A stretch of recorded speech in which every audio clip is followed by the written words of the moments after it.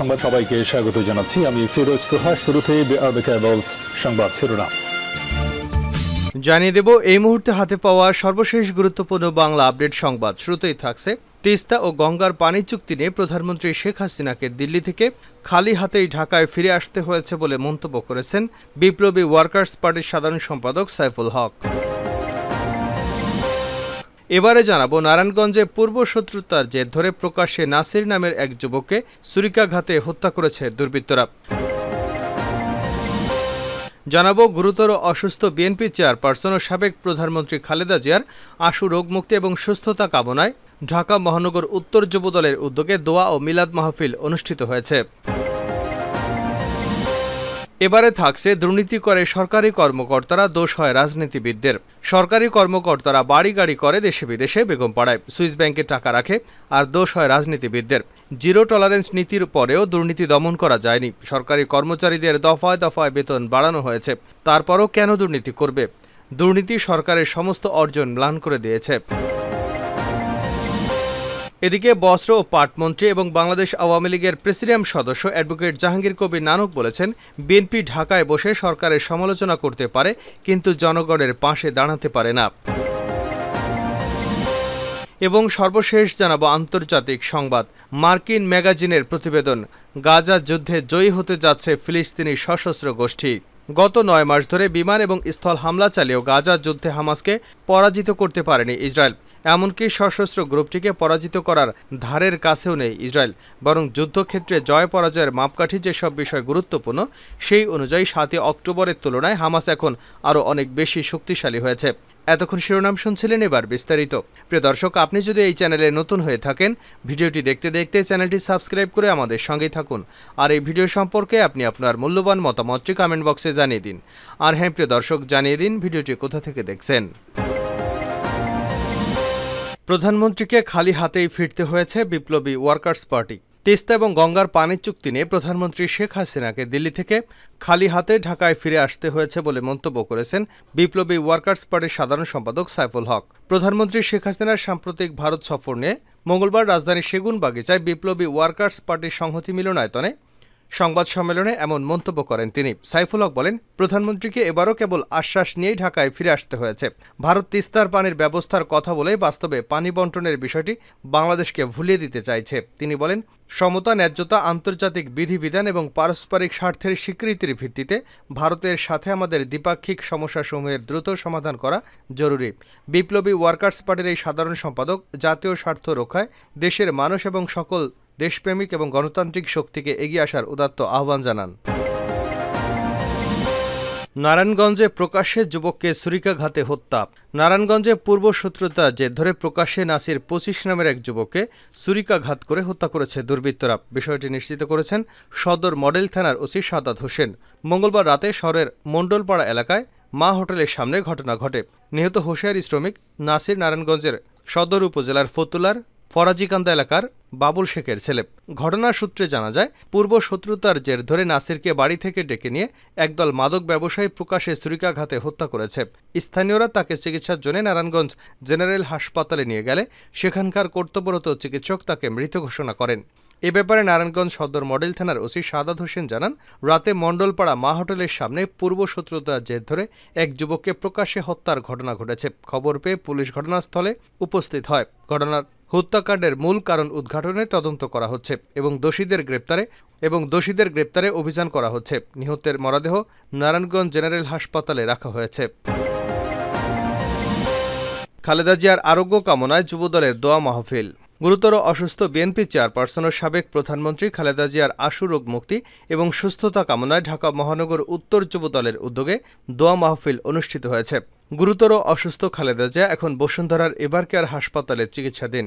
হৃদস্পন্দন অনিয়মিত হওয়ায় গত রোববার তার হৃৎপিণ্ডে পেসমেকার বসানো হয়েছে। বিএনপির পক্ষ থেকে বলা হয়েছে, তিনি এখন জীবন মৃত্যুর সন্ধিক্ষণে রয়েছেন।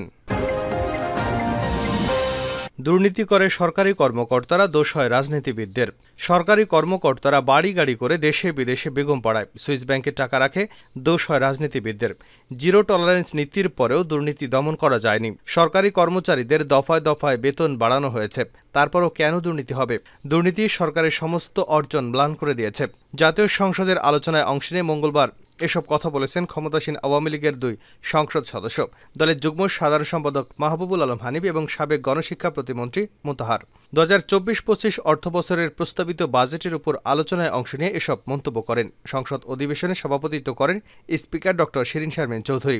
কুষ্টিয়া 2 আসনের এমপি মাহবুবুল আলম হানিফ বলেন, দুর্নীতি সরকারের সমস্ত অর্জন ম্লান করে দিয়েছে। জিরো টলারেন্স নীতির পরেও দুর্নীতি দমন করতে পারেনি বা দুর্নীতি নিয়ন্ত্রণ করা যায়নি।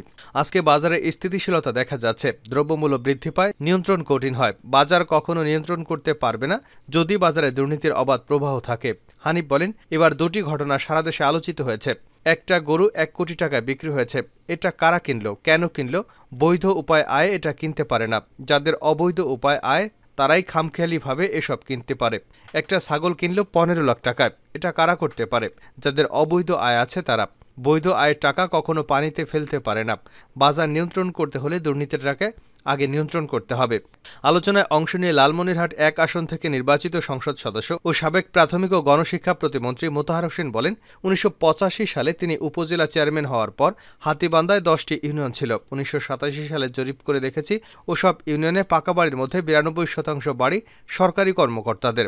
এখন তো আর বলার অপেক্ষা রাখে না, এত বাড়ি, এত জমি, এত ঘরবাড়ি হলো, দেশে এত ইন্টেলিজেন্স কেউই টের পেল না। রক্ষক ভক্ষক হলে যা হয়। তিনি বলেন, প্রাথমিক গণশিক্ষা মন্ত্রণালয় থাকতে নিয়োগ কমিটিতে জেলা প্রেসিডেন্ট এবং সাধারণ সম্পাদকের সদস্য রেখেছিলাম।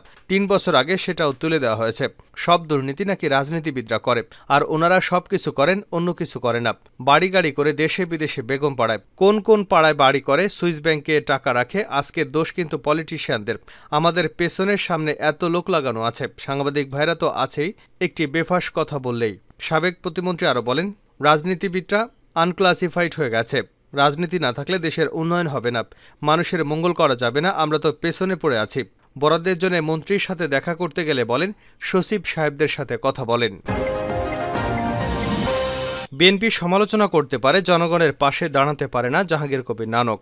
বস্ত্র ও পাটমন্ত্রী এবং বাংলাদেশ আওয়ামী লীগের প্রেসিডিয়াম সদস্য অ্যাডভোকেট জাহাঙ্গীর কবির নানক বলেছেন, বিএনপি ঢাকায় বসে সরকারের সমালোচনা করতে পারে, কিন্তু জনগণের পাশে দাঁড়াতে পারে না। মঙ্গলবার সকালে সুনামগঞ্জ জেলা তাহিরপুরে এবং সদরের হিলুয়াঘাটে বন্যার্তদের মাঝে ত্রাণ বিতরণকালে বস্ত্র ও পাটমন্ত্রী জাহাঙ্গীর কবির নানক একথা বলেন।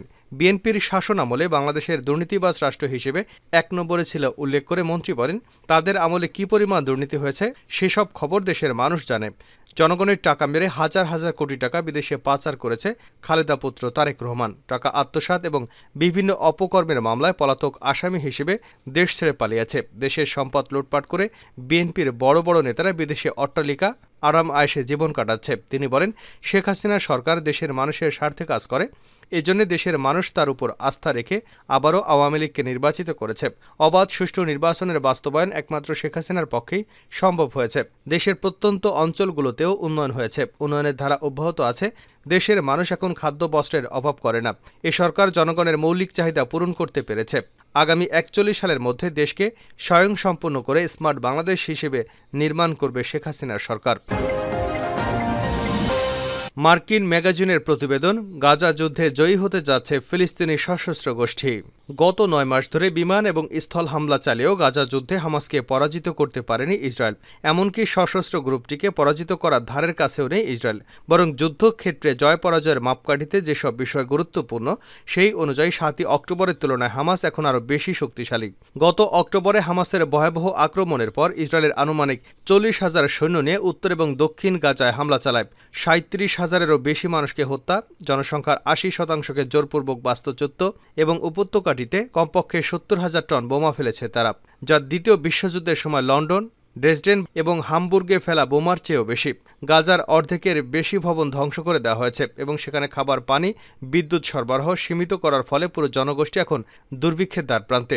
যদিও অনেক পর্যবেক্ষক ইসরায়েলের অনৈতিক কর্মকাণ্ডের বিষয়টি তুলে ধরেন, অন্যদিকে ইসরায়েলি নেতারা ধারাবাহিকভাবে দাবি করে আসছে হামাসকে পরাজিত করা এবং ইসরায়েলি বেসামরিক লোকজনের উপর নতুন করে হামলার সক্ষমতা দুর্বল করাকে তারা ফিলিস্তিনিদের জীবনের চেয়ে বেশি অগ্রাধিকার দিচ্ছে।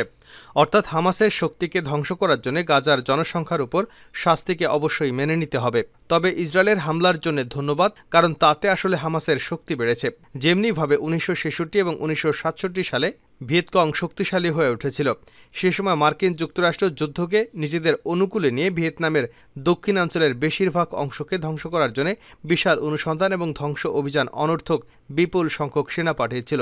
হামাস এখনও ধরাছোঁয়ার বাইরে রয়ে গেছে এবং তারা আরও সুদৃঢ় এবং ভয়ঙ্কর গেরিলা বাহিনীতে পরিণত হয়েছে। মাত্র কয়েক মাস আগে উত্তর গাজা থেকে তাদের ইসরায়েলকে নির্মূলে দাবি করলেও সেখানে তারা পুনরায় প্রাণঘাতী অভিযান শুরু করেছে। ইসরায়েলের এই যুদ্ধের কেন্দ্রীয় যে ত্রুটি, সেটি কৌশলগত কিংবা সামরিক বাহিনীর উপর আরোপিত সীমাবদ্ধতার ত্রুটি নয়। যেমনভাবে ভিয়েতনামে যুক্তরাষ্ট্রের ব্যর্থতার ক্ষেত্রে সেনাদের প্রযুক্তিগত দক্ষতা কিংবা রাজনৈতিক এবং নৈতিক সীমাবদ্ধতার সম্পর্ক ছিল সামান্যই, বরং হামাসের শক্তির উৎস সম্পর্ককে স্থূল ধারণার ব্যাপক ব্যর্থতার কারণ। সবচেয়ে বড় ক্ষতিটা হলো ইসরায়েল গাজায় যে ব্যাপক হত্যাযজ্ঞ এবং ধ্বংসযজ্ঞ চালিয়েছে, সেটি শুধু তারা শত্রুকেই শক্তিশালী করেছে। হামাস যোদ্ধাদের মৃতদেহ গণনায় ভুল। কয়েক মাস ধরে সরকার এবং বিশ্লেষক ইসরায়েলি প্রতিরক্ষা বাহিনীর হাতে নিহত হামাস যোদ্ধাদের সংখ্যা নির্ধারণ করা হয়েছে, যেন এই পরিসংখ্যানই গ্রুপটির বিরুদ্ধে ইসরায়েলের সাফল্য প্রচারে গুরুত্বপূর্ণ মাপকাঠি ছিল। এটা নিশ্চিত করেই বলা যায়, যুদ্ধে অনেক হামাস যোদ্ধা নিহত হয়েছেন। ইসরায়েল বলছে হামাসের আনুমানিক 30 থেকে 40,000 যোদ্ধাদের মধ্যে যুদ্ধে 14,000 নিহত হয়েছে, কিন্তু হামাস জোর দিয়েই বলেছে তাদের 6 থেকে 8,000 যোদ্ধা নিহত হয়েছে। অন্যদিকে মার্কিন গোয়েন্দা সূত্র বলছে হামাস যোদ্ধাদের নিহত প্রকৃত সংখ্যা প্রায় 10,000। তবে এই সংখ্যার দিকে নজর দিলে সত্যিকার অর্থে হামাসের শক্তি মূল্যায়ন করা কঠিন হয়ে পড়ে। ক্ষয়ক্ষতি সত্ত্বেও গাজার বৃহৎ অংশের নিয়ন্ত্রণ হামাসের হাতেই রয়েছে, বিশেষ করে সেসব এলাকায় যেখানে উপত্যকার বেসামরিক লোকজন এবং এখন কেন্দ্রীভূত। গোষ্ঠীটি এখনও গাজাবাসীদের কাছ থেকে অসাধারণ সমর্থন পেয়ে যাচ্ছে। তারা সশস্ত্র গ্রুপটিকে ইচ্ছামতো মানবিক সরবরাহ নেওয়ার সুযোগ করে দিচ্ছে এবং ইসরায়েলি বাহিনীর দ্বারা পূর্বে অভিযান সম্পন্ন করা এলাকায় সহজেই ফিরে যাচ্ছে।